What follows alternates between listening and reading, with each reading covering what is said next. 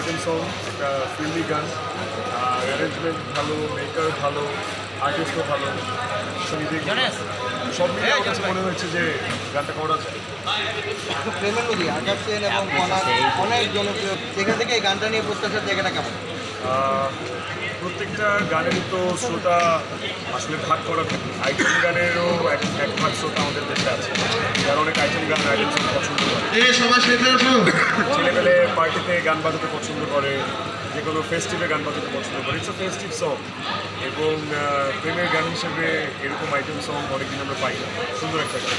তো সেই ক্ষেত্রে যদি বলি সম্ভবত দর্শকদের হৃদয় গান শুনে তো আসলে নদী ওভাবে পার করা যায় না, গান শুনে নিছক প্রেমে পড়া যায়।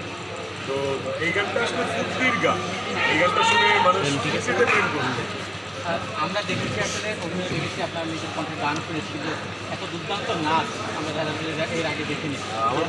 আমার মনে হয় না যে দুর্দান্ত নাচ, আমি চেষ্টা করি নাচার এবং আমি সুযোগ পেলে আস্তে আস্তে ভাই একটা জিনিস জানো তো, ইন্ডাস্ট্রিতে এই যে ক্যারেক্টারটা প্লে করছেন বা পুরান ঢাকার কিছু চরিত্রে দেখি নাটকে কাজ করছেন, ইদানিং ব্যাড বয় টাইপের চরিত্রে কি বেশি কাজ করে হচ্ছে? I don't think so. আসলে আমার কাছে চরিত্র ভালো লাগলে ওটা গুড বয় না ব্যাড বয় ওখানে আমি মেজার করি না। যে চরিত্রগুলো আপনারা বলছেন যে ব্যাড বয় টাইপের ক্যারেক্টার ভালো লাগছে, ওই চরিত্রগুলো করতে আমার। অ্যান্ড মানে there is nothing wrong in being a bad boy with bad people, I guess. ফ্যান্সদের মানে রিয়েকশন কেমন থাকে ব্যাড বয় দেখানো? মানুষ তো নেগেটিভ ক্যারেক্টারে আমাকে ইউটিউবে অনেক অ্যাকসেপ্ট করেছে বা পছন্দ করেছে, যেটা জনজাত প্রমাণ হচ্ছে আমার জানোয়ার সিরিজ, যেটা আমরা 1, 2, 3 তিনটা প্রচুর করা হয়েছে, 4, 5 খুব ঘুরে আসছে সামনের মাসে।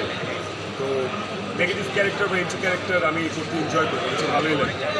জানোয়ারের জায়গা থেকে তাদের কাছে যে তৈরি হয়েছে, এটা কোন জায়গায় যদি বলে দেখবেন আমাদের সমাজে ছড়িয়ে ছিটিয়ে